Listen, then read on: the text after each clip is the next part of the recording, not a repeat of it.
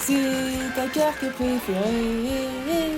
Et j'en fais un deck avec. C'est la série des bulles. Pam, pam, pam. Alors, on va commencer par Poki Draco, en x3. Pourquoi en x3? Parce que son effet dit que lorsqu'elle est énorme, on peut ajouter un Poki Draco depuis notre deck à notre main. Donc ça, en fait, le Poki 1, ça va être des munitions. Et oui, parce que je vais jouer des cartes de destruction de nos propres cartes. Le roi véritable, Agnimazu du volatile. Donc si elle est dans notre main, en fait, on peut détruire 2 autres monstres, alors qu'ils soient dans notre main ou sur le terrain. Il faut au moins un monstre feu, mais on ne joue que des monstres feu. Et si on le fait, on invoque spécialement cette carte. Et si on le fait, on peut bannir un monstre depuis le terrain ou cimetière de notre adversaire. Si les 2 monstres détruits étaient feu, ce qui sera forcément le cas. Son deuxième effet, lorsque cette carte est détruite, on ne peut pas y faire puisqu'on ne joue pas les cibles nécessaires. Donc un monstre à 2009. Pas l'invocation la plus facile à faire parce que ça nécessite 2 monstres feu, mais quand même, elle est pas dégueulasse. Donc on va jouer en x2. Ensuite, bruit soleil ardent cataclysmique. Là, c'est une sorte de hand trap. Si un ou plusieurs monstres feu face recto qu'on contrôle sont détruits au combat ou par un effet de carte de l'adversaire. Attention, ça ne marche pas avec notre propre effet. On peut invoquer spécialement cette carte depuis notre main, puis on peut infliger des dommages à notre adversaire égaux à la moitié de l'attaque d'un de ces monstres feu détruits dans le cimetière. Donc un monstre qui est détruit, qui a 1500 d'attaque, on le spé, et on inflige 750 de dégâts à notre adversaire. Donc en x2, c'est pas mal, vu qu'on joue que des feux, on peut le mettre à coup sûr. Le renard à 9 queues. Oh, j'admets, j'ai cette carte, j'ai trop super joué, j'avais quand même envie d'y jouer.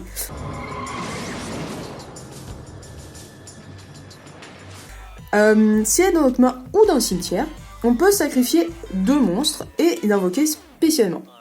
Son effet est plus intéressant du cimetière, parce que si elle est invoquée du cimetière, elle est Perse Def. De plus, si elle est détruite au combat ou par effet de carte, et envoyée au cimetière, on peut invoquer spécialement 2 jetons renard pour le respect. On peut très bien le péter nous-mêmes avec notre roi véritable, ce qui va faire proc 2 jetons. Et on peut refaire le renard, vous voyez. Donc en x1, ceci dit, hein, ça suffit amplement. Alors là, le dragon Rasta. Je l'ai quand même mis dans les cartes essentielles parce que c'est le deck de Poki Draco. Donc le dragon Rasta, lorsqu'elle est détruite et envoyée au cimetière, on peut ajouter un monstre de type dragon de niveau 3 ou moins depuis notre deck à notre main. Donc on peut ajouter notre Poki Draco. En x2, ça reste un synthoniseur de niveau 2, ça peut nous permettre de faire des trucs. Conférer du point de feu, esprit. Alors, attention, c'est un synthoniseur de niveau 3, mais vous ne pourrez faire que des confréries point du feu avec. Enfin, des types bête guerrier. Et dans bête guerrier, dans extra deck, je n'aurai que des points de feu. Donc attention, vous serez limité dans extra deck à 2 cartes à faire avec ça. Je préfère le préciser. Lorsqu'elle est invoquée normalement, on peut cibler un monstre feu de niveau 3 avec max 200 de défense dans notre cimetière. Ah, et ça tombe bien. Poki, il a 100 de défense. Et on l'invoque spécialement en position de défense. Alors, si on le fait, le reste de ce tour, les monstres qu'on contrôle, sauf les monstres de type bête guerrier, ne peuvent pas attaquer. Donc là, on peut déjà faire une synchro 6, par exemple. En x2, pas besoin de mettre en plus. Alors, juste avant de vous parler de l'extra deck, je vais finir avec les magies. Donc, sacrifice inutile, ça peut être pour envoyer Poki, qui est la cible de l'esprit, au cimetière, ou d'autres cartes dont on aura besoin. Destruction en fusion, donc le terrain super fort de terrain feu, hein, augmente l'attaque de tous les monstres feu de 500 points. Attention, ça diminue en défense de 400, mais... En x3, j'adore ce terrain. Assaut des rois du feu, carte essentielle, je trouve. Si notre adversaire contrôle un monstre et qu'on n'en contrôle aucun, on invoque spécialement un monstre feu, bête guerrier ou bête ailée depuis notre deck. Attention, ces effets sont annulés, et il est détruit à la end phase. Mais ça nous fait une spé gratuite du deck. On a largement le choix avec ce qu'on va jouer dedans. 4 cartes essentielles dans l'extra deck. Celles que vous pouvez faire le plus facilement ou qui, selon moi, sont vraiment les plus utiles. La vouivre rouge. Donc les synchro 6, vous verrez, c'est celles que vous avez accès le plus facilement avec ce deck. Et les Link, évidemment, c'est facile. Durant le tour de chaque joueur, si un monstre avec une attaque supérieure à cette carte invoquée par synchronisation donc pas spécialement. Et sur le terrain, vous pouvez détruire un monstre face recto sur le terrain qui a plus haute attaque. En qualité d'égalité, on choisit. Alors tant que cette carte est face recto sur le terrain, on ne peut utiliser cet effet qu'une fois. Donc une fois, je l'invoque par synchro. L'adversaire, il a un monstre avec une attaque supérieure, je fais son effet, je lui pète son monstre. Voilà. Bonjour, au revoir. Très pratique. Donc d'ailleurs, c'est justement à cause de ce genre de carte que ce deck est plutôt go second. J'ai pas grand chose qui va être très très bien en go first. Alors d'autres synchro, Vulcain le Divin, synchro 6. Donc on y a accès super facilement. Vu son effet, je proposerais même de jouer en x2, mais bon, il est cher. Donc c'est une bête guerrier, donc ça veut dire qu'on peut le faire avec Confrère du Point de Feu, là. Alors, si cette carte est invoquée par synchronisation, ciblez une carte face recto que vous contrôlez et une carte face recto contrôlée par votre adversaire, renvoyez cible à la main. Donc vous pouvez cibler lui-même. Le mieux, c'est si vous l'avez posé, de cibler votre terrain. C'est quand même moins dérangeant. Le seul inconvénient, c'est que reste de ce tour, on ne peut pas activer de carte ni d'effet du même nom que la carte renvoyée à la main. Donc si on a renvoyé par exemple Destruction Fusion, on ne peut pas les réactiver pour monter notre attaque. C'est le seul inconvénient. Donc 2000 d'attaque, mais c'est surtout pour son effet qu'on apprend. C'est un dispositif d'évacuation d'urgence, quoi. D'évacuation obligatoire, pardon. La petite chimère de la paresse. En plus elle est mignonne. 2 monstres feu. Tous les monstres feu sur le terrain gagnent 500 d'attaque défense. Toujours plus. Et aussi, tous les monstres hauts sur le terrain perdent 400 d'attaque défense. Sur les decks contre lesquels vous jouez, ça peut être pas mal. Si cette carte est détruite au combat ou par effet de carte, donc même par nous, on peut cibler un monstre feu dans notre cimetière et l'ajouter à la main. Donc on peut reprendre une carte qui nous intéresse, ou recycler nos synchros et renvoyer dans l'extra deck. Link 2, facile. Ita la charmeuse de feu en flamme, une Link 2 également. On peut cibler un monstre feu dans le cimetière de l'adversaire, s'il en joue, c'est tout bonus pour nous, parce qu'on peut l'invoquer spécialement dans notre zone pointée par cette carte. Sinon, tant pis, elle a 1850 d'attaque. Si cette carte invoquée par lien est détruite au combat ou par un effet de carte mais de l'adversaire seulement, tant qu'elle est dans la zone monstre de son propriétaire, on peut ajouter un monstre feu avec max 1500 d'attaque depuis notre deck à notre main. Donc on va chercher pas mal des cartes de notre deck avec cette carte. Donc voilà pour les cartes essentielles pour jouer Poki Draco. Maintenant je vais vous présenter les cartes, on va dire non essentielles, mais essentielles pour que le deck tourne bien, mine de rien. Alors on va commencer par les 4 pièges. Je vais jouer en x1, mais rien ne vous empêche de garder ce que vous préférez, de jouer en x3. Cyanure magique, on ne revient pas dessus, hein, juste précision pour ceux qui jouent d'anciennes cartes, vu qu'il y a eu un errata. Lorsqu'un monstre de l'adversaire déclare une attaque, on le cible. On annule l'attaque, et seulement si on le fait, on inflige des dommages à notre adversaire égaux à son attaque. Donc s'il n'est pas ciblable, on ne peut pas. Retour à l'envoyeur, donc là les 3 autres ce sera des pièges continus. Une fois par tour, lorsqu'un ou plusieurs monstres feu face recto qu'on contrôle et sont détruits par un effet de carte, donc même par nous, on place un compteur sur cette carte pour chaque monstre feu détruit. Durant la stand-by phase de chaque joueur, on peut envoyer cette carte au cimetière et infliger 1000 points de dommage à notre adversaire pour chaque compteur. Ça peut chiffrer vite. Retour de flamme, encore du burn. Lorsqu'un monstre feu sur le terrain est détruit et envoyé au cimetière, infligez 500 points de dommage au life point de votre adversaire. Il va vous adorer.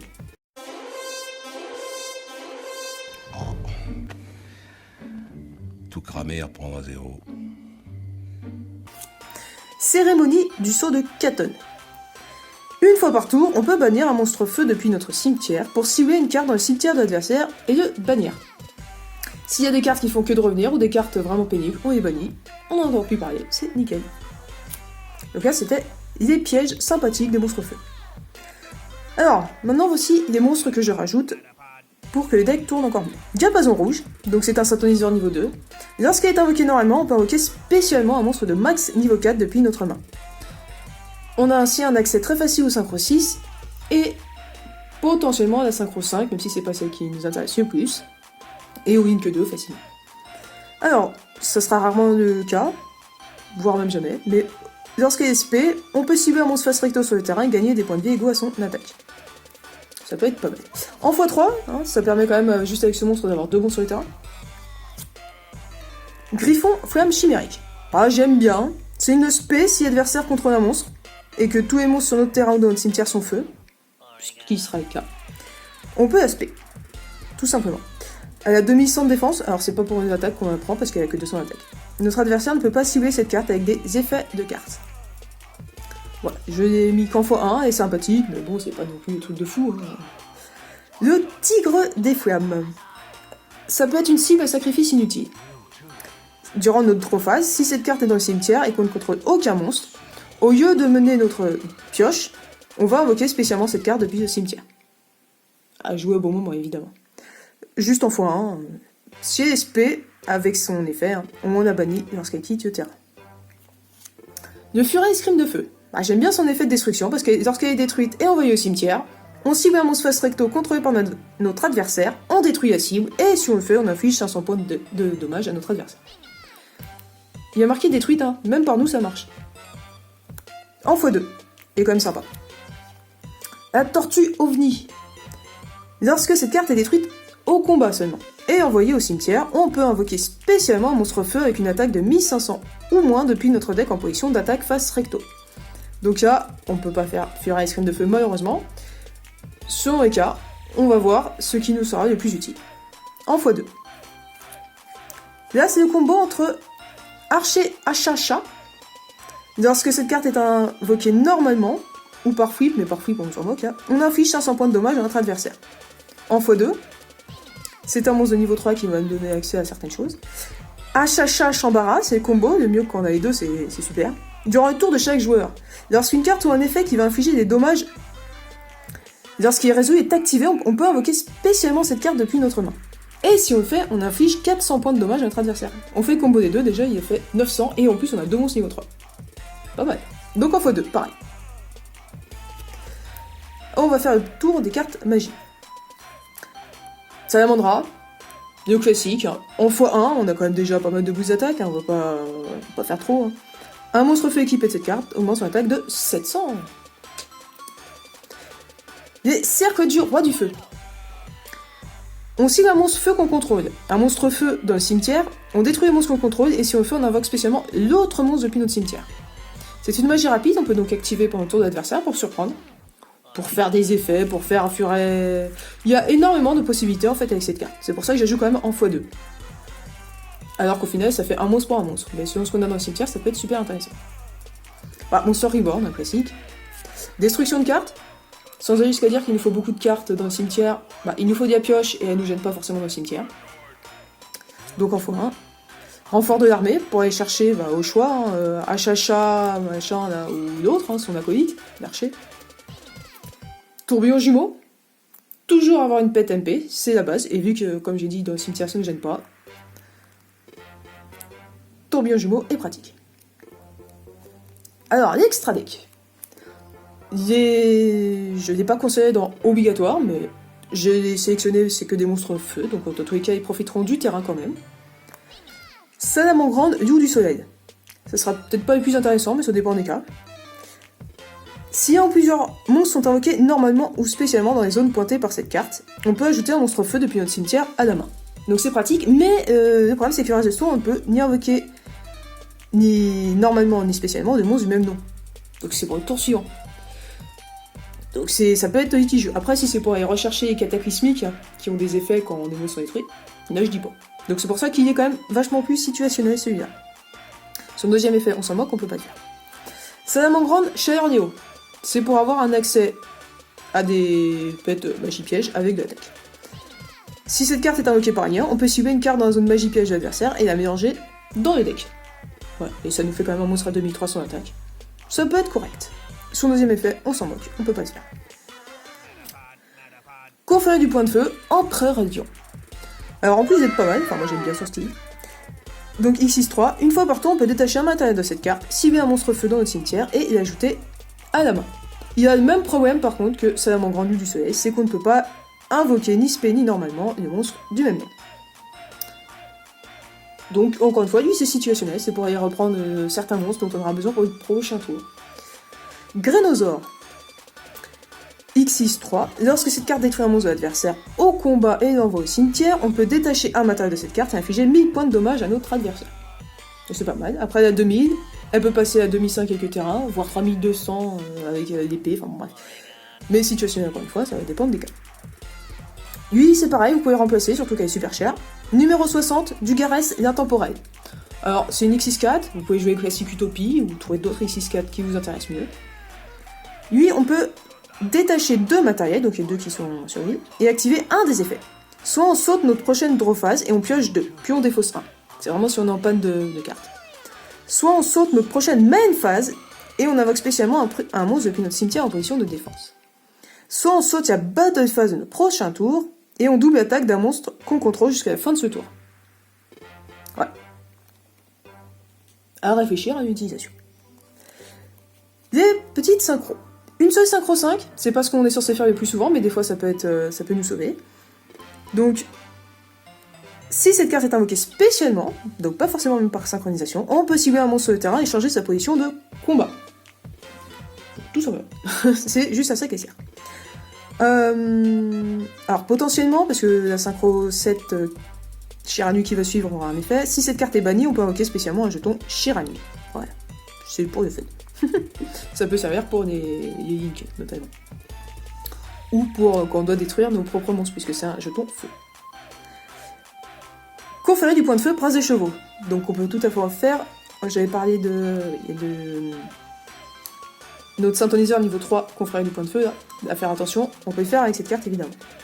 Lorsqu'elle est invoquée par synchronisation, on peut invoquer spécialement un monstre feu de niveau 3 depuis notre deck. Le problème, c'est qu'après avoir invoqué par synchronisation cette carte, on ne peut pas invoquer spécialement de monstres de minimum niveau 5 le reste de ce tour. Traduction, on peut invoquer 1, 2, 3, 4, mais pas plus après. Mais on peut faire des Xyz ou des liens. Ouais. C'est potentiellement, si on doit commencer à faire avec une carte, c'est avec elle qu'il faut faire. En tour 1, je veux dire. La synchro 7. Donc le reste, c'est vous aurez plus de mal à les faire. Synchro 7, elle se fait normalement avec Shiranui et un synthoniseur 2.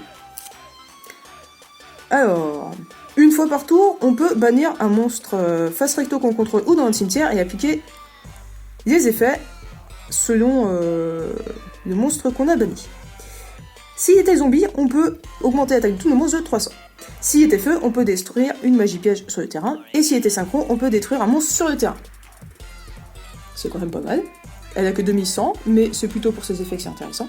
Encore une fois, c'est pas la carte essentielle du deck, vous ne le ferez pas souvent. Épéiste cramoisi. Si cette carte détruit un monstre d'adversaire au combat et l'envoie au cimetière, votre adversaire ne peut invoquer ni normalement ni spécialement de monstre minimum niveau 5 durant son prochain tour. Ça, sur les decks, ça peut l'empêcher de jouer, donc ça peut être chiant. Oui, alors cette carte, vous la ferez en général avec le griffon, là, et un synthoniseur 2. Après, il y a d'autres possibilités, évidemment. Le dragon mecha vermillon, synchro 9. Une fois par tour, on peut bannir un synthoniseur depuis notre main, cimetière ou terrain face recto, on a le choix. Puis cibler une carte sur le terrain, la détruire. Si cette carte invoquée par synchronisation est détruite par un effet de carte et envoyée au cimetière, on peut cibler un de nos synthoniseurs bannis et l'ajouter à notre main. Donc c'est destruction, recyclage, elle est pas mal. Donc synchro 9, on a un accès facile au synchro 6, donc il faut quand même... mais au-delà, plus compliqué, situationnel, c'est pour ça que je les ai pas mis en essentiel. J'avais rajouté l'hydrodragon, mais du fait qu'elle est chère et super galère à faire, un synthoniseur de type dragon, un monstre non synthoniseur de type dragon en plus, dans ce deck, c'est compliqué, hein. Je la retire, et à la place, je rajoute un deuxième Vulcain divin. C'est la carte la plus utile selon moi. Et voilà qui conclut cette vidéo sur le mignon petit Pokidraco. Donc pour rappel, vous pouvez laisser en commentaire le nom d'une carte dont vous avez envie que je fasse le deck.